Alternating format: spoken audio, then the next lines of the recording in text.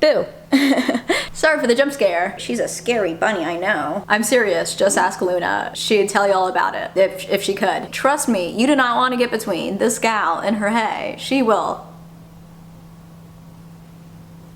I'm telling you, it's scary stuff. All right, go have fun. Well, hello my book loving friends, how are y'all doing? It's that time of year for all things spooky, creepy, so personally, I'm thriving. And on top of that, today we'll be talking about my favorite genre. How lovely. Today we'll be chit-chatting about 10 thrillers you need to read immediately. I don't care if you're not typically into this genre, maybe after one of these novels you will be. These are some of my all-time favorite thrillers that in my mind do not compare to any other. I'm so excited to share my love for these books with y'all, but before that, I'd love to hear some of your favorite thrillers down in the comments below. Let's build a little thriller recommendation pool for anyone to come back and reference. AKA me. No, I'm kidding. Going in no particular order other than vibes. The first book I want to talk about, I'm pretty sure is my most recent read out of the ones on this list. That is The Swap by Robin Harding. Obsession is the name of the game in here. If you want a novel with festering, toxic female relationships that heighten after a night of switching husbands, this one's for you. Throughout the novel, we follow 3 female POVs, the first being Freya, a canceled social media influencer. Whew, man. Cannot relate. Hope to never relate. To escape the criticism from her previous life, Freya and her husband have retreated to this small town where she now spends her days making pottery while simultaneously trying to get back into the limelight. Honestly, kind of wholesome, right? There are worse ways to live. Our second POV is Jamie, owner of the local boutique where Freya sells her pottery and whom is someone Freya has befriended. And lastly, my personal favorite, Lo, also known as Swallow. That is such a weird name. I don't think I'm offending anyone who names their child Swallow. Her parents are hippies, so kind of makes sense. Lo is the outcast in the teenage community, but after she meets confident, elegant Freya, she soon gets sucked into her life, kicking off the mayhem and toxicity that ensues. Although the characters in here are not very likable, they're arguably terrible people, you still feel for them and the hardships that they deal with. The tension in this novel is palpable. This is a novel that will completely absorb you with its unique female characters, romantic intrigue, and sense that whatever the impending ending is, it's not gonna be a good one for any of the characters involved. I have been waiting for an opportunity to gush about this next novel because I don't talk about it nearly enough. Playing Nice by J.P. Delaney. Please ignore the little note I have written. I'm gonna sound like a terrible daughter. So I got this book from my mom a couple Christmases ago because she likes to read J.P. Delaney. I enjoy a good J.P. Delaney every now and then. I did not steal this from her. Yes, I did, but how do I put this? This is a very common occurrence for us, okay? She gave me this book to read after her. Basically, this book begs the question, what would you do if a man showed up on your doorstep claiming that your sons were switched at birth? Yes, your premature 2-year-old child that you have raised and now spend your days as a stay-at-home parent scrolling through online forums trying to find the best way to help your little guy. Sorry, actually he's not yours after all. So what would you do? After your immediate freak out, that is. In this domestic thriller, we have 2 families, the Lamberts, who discovered this mix-up and are in the process of suing the hospital, and the Rileys, a not as financially stable but still, if not more, loving couple. However, after this life-altering news comes to light, these families still want what's best for everyone, so they eagerly intertwine their very different lives in hopes of becoming one big, unconventional family. But in doing so, disturbing information about the switch is unearthed, leading the parents to question their trust and what other secrets are being hidden. Let me tell you, I went into this thriller thinking that I wasn't gonna like it because J.P. Delaney is a hit or miss author for me, but I couldn't have been more wrong. The whole baby switched at birth concept was so interesting to read about because it's one of those things that, even though uncommon, does unfortunately happen and is something that you hope would never happen to you. It makes you think like, oh God, what if that happened to me? And so this novel not only has that thriller suspense element, but it is also a character study as we read the thoughts and emotions that comes with this life-altering news. I also, as always, appreciate a thriller that discusses deeper topics, and that can be seen in the discussion around mental health, love to see that, and the age-old debate of nature versus nurture. This is an underrated favorite of mine. Also, if you've read a J.P. Delaney and have not liked him, still give that book a go because it's like a different author wrote this novel. This is is so different from his previous work. It's so much better. Anyways, by contrast, a novel that in my opinion is not underrated is Daisy Darker by Alice Feeney. Though I might be a little biased because this is heavily inspired by my favorite secluded setting murder mystery, And Then There Were None. We have everything I loved in that novel in here: the secluded setting, a sinister nursery rhyme, suspects getting offed one by one until the very end where the culprit is revealed, the best stormy atmospheric vibes. I kind of like this novel better than And Then There Were None. Can I say that? I'm sorry, Agatha, I love you, but move over. Alice Feeney just knows how to feed my soul. In Daisy Darker, we follow the reunion of the Darker family on a remote island where they will be cut off from civilization over the next 8 hours. And let's just say it's been a while since this family has liked each other, let alone been in the same room with each other. But when Nana, the wealthiest in this family, invites you to her 80th birthday on said remote island, you go. I know y'all know what a patriarchy is, but do y'all know what a nana-archicory is? I'm sorry. But as Nana's birthday evening unfolds, things understandably get a bit tense. Still, things go pretty much as expected. Nana breaks out her will over dinner. You know, typical birthday things. Until midnight hits and Nana is found dead. And every hour thereafter, another one kicks the bucket. This is an unputdownable thriller that grips you and pulls you into the story and holds you captive in a Stockholm Syndrome kind of way. Though I don't even know if that's the best way to describe this because I would willingly be held captive by this novel in the first place. This is also one of those thrillers that you want to savor while reading. The ending, who cares? All I care about is the here and now. I did not want this book to end. We follow a duo timelines narrative in here, so we not only get the chaotic present, but we also get to read about the Darkers' past that they can't seem to move on from. If you need one more reason to pick this book up, might I just add that this all takes place on Halloween. Why does that matter?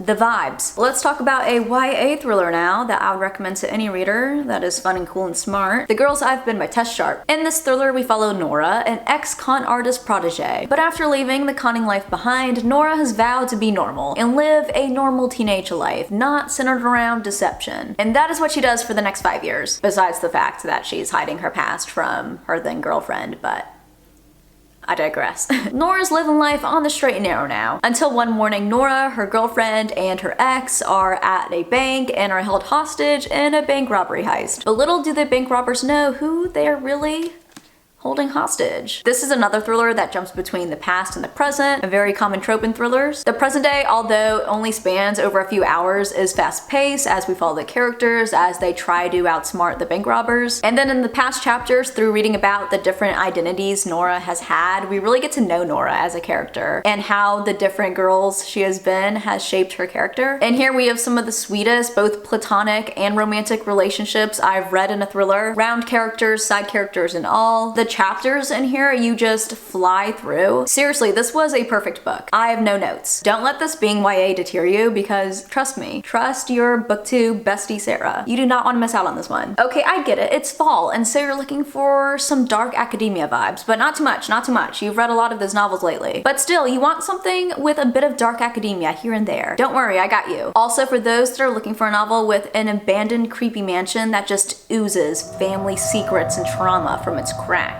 this one's also for you. The Night She Disappeared by Lisa Jewell. This is a classic girl gone missing thriller, but elevated to the next level. We follow the disappearance of Tallulah, a teen mom who after going out with her boyfriend one night, never returns. Immediately, Tallulah's mom is like, something has happened to my daughter, this is so out of character for her, my daughter was always such a responsible mother, but no one in the town believes her as they are all clouded by their own misconceptions about being a teen mom. Years later, this missing persons case has gone cold. It's 2019 now and we follow Sophie, who has just moved into her new accommodation at the local school where her partner is head teacher at. But one day while Sophie is out and about exploring the grounds, she stumbles upon a sign that says dig here, with clues buried in the dirt below about Tallulah's and her boyfriend's disappearance. Guys, this story is racked with tension and mystery. This book could have gone many different ways as Lisa Jewell so cleverly crafts this puzzle of a novel with twists and turns. I never knew where we were heading, but I was on the edge of my seat, just along for the ride. Oh, was it a bumpy ride? Why am I just imagining now? Just like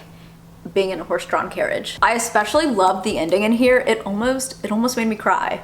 Almost. When I think back on this book, I just remember how that final chapter gripped and tugged on my heartstrings. Oh, this next one's a good one. Words alone cannot do this next book justice. I don't know how to properly put into words how much this book means to me. Blood Sugar by Sasha Rothschild. Okay, quick story.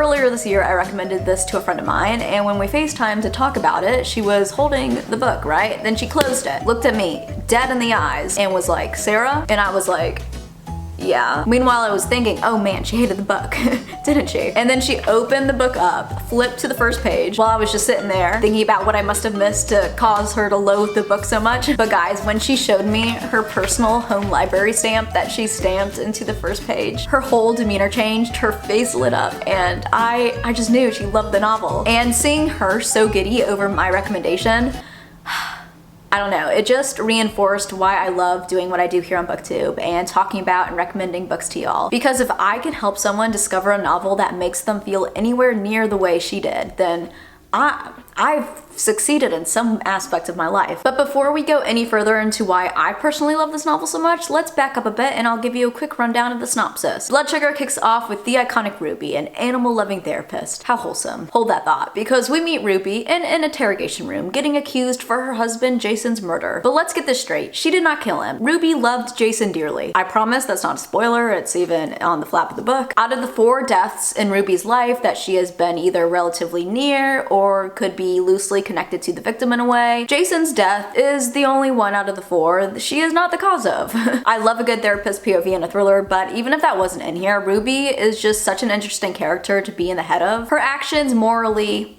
not the best. But then again, she kind of justifies them. So then you're like, oh, okay, I can see why you killed this person, which is terrible, don't get me wrong. But the writing is so good that your morality just starts to blur a little bit. The name of this book is what initially drew me to it because I saw blood sugar, so I immediately thought of diabetes, since checking your blood sugar is inherent with that disease. And so I figured that would at least be a small part somewhere in here, probably not very well represented or fleshed out, because that is what I've noticed in books up until this point. So I was pleasantly surprised to see that not being the case in here. The diabetes representation in one of the side characters fantastically breaks down some common misconceptions people have about the disease. That being said, would I recommend this to someone with diabetes? I don't know, because I could also see how some of the aspects could be triggering. It's not really my place to say, but as someone who has seen family deal with the trials and tribulations of diabetes, seeing all that reflected in writing in a more nuanced way, it really hit close to home. And it's not even that like I felt seen. I mean, I guess I kind of did in being a bystander to someone with diabetes, but I was more so happy that people with diabetes had representation in an accurate fashion. I truly don't know why this book doesn't have more hype. It's gripping, has complex characters, commentary, a strong female lead. Loved everything about this novel. My friend did as well, so it's not only Sara approved, but it's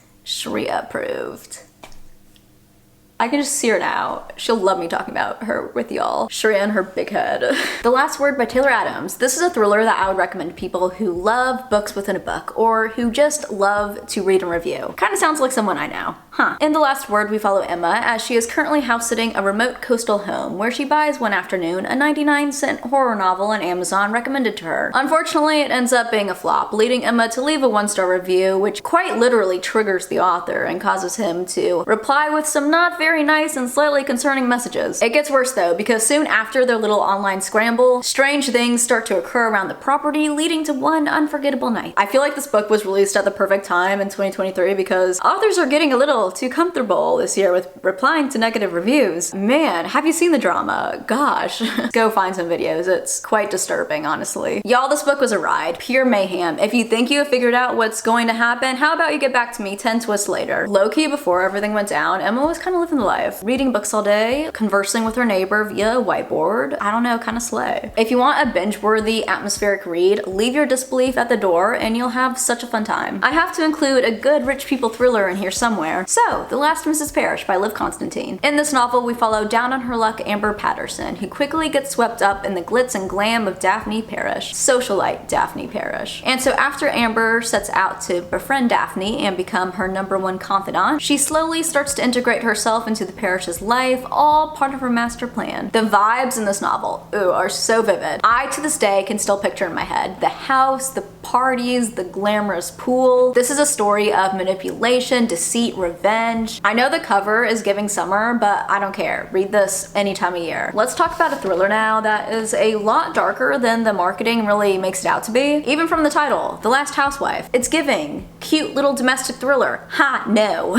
When I went into this, what I thought I was going to read and what I got were two very different things. But that is honestly the best way to consume this novel. And so I'm just gonna tell y'all what I knew beforehand. Also, if you have any type of trigger, it's more than likely in this book. So I just want to get that out there. But the commentary and the story, I just need to take a second and calm down. At the beginning of this novel, our protagonist Shay learns from her favorite true crime podcast hosted by an old friend of hers, Jamie, that her best friend from college has passed away. The police have deemed that she unalived herself, but Shay is like, nah, these facts don't add up. And the very least I can do for my old best friend I've kind of shunned and avoided like the rest of my past is to find out the truth. And so she calls up Jamie, the podcaster, and they drive to that college where Shay must confront the secrets from the past that she realizes maybe just won't go away after all. On the surface, this novel, yeah, sounds like a average murder mystery, but it is anything but that. With this novel, Ashley Winstead pulls back the horrific parts of humanity for the world to see. The subject matter is very dark and unpalatable, but yet important to read. If you like multimedia and novels, I really enjoyed the podcast element in here. I found myself eagerly awaiting the next podcast transcript section. This is not going to be one of those thrillers that you read and forget. This will stay with you, whether that's a good thing or a bad thing. It's up to one's discretion. And for our final novel, I've saved the best for last. Not a Happy Family by Shirley Lapina. Clearly not biased at all. Don't be like Sara, you're weird. You don't think I know that. In my defense, I made this for a tier ranking Shirley Lapina video. On that note, future Sara, blur these books. Okay, cool. I can't spoil the video. Whenever someone wants a domestic thriller that will occupy their brain 24/7 in between reading sessions, this is the first one to recommend. It is Easter and the Mertons have invited their 3 adult children over for dinner at their luxurious mansion. However, as the title suggests, the Mertons are not the most loving family. All night, Fred the father jabs at his children, and that, along with his wife Shelia's neglectfulness, eventually leads their children to leave in fits of anger. So the next morning, when Fred and Shelia are both found murdered in their home, is anyone that surprised? Because all 3 of the children stand to inherit millions from their death. Throughout the novel, the POV switches among the children, and Shirley Lapina does a fantastic job of acquainting us with the characters, but also making us a little suspicious of them, as we are trying to figure out if one of them did commit this horrific act. But also, maybe it was someone else. I don't know. The Mertons, they weren't very liked in their community. Snobby rich people, am I right? This is fast-paced and will have you guessing till the very end. Might I also add, this has one of the best villain monologues that had me grinning ear to ear. Like, I'm still grinning because I just loved it so much. I know that's an unpopular opinion, but a good villain monologue can be done right. This is an example of that. This book right here is why I read thrillers. Alright, those are all the books I have to talk about today. I hope you guys enjoyed seeing 10 of some of my favorite thrillers. I'd love to know if any of these intrigue you and if you're gonna pick up any of them. Also, again, let me know some of your favorite thrillers. You can never have too many book recommendations. If you enjoyed this video, make sure to give it a thumbs up. It really does help me, my channel out a lot. You can also comment, interact, subscribe, all that fun YouTube stuff. I'd really appreciate it. I hope you all are having a fantastic week, a fantastic spooky season, and I will see you in my next video. Bye.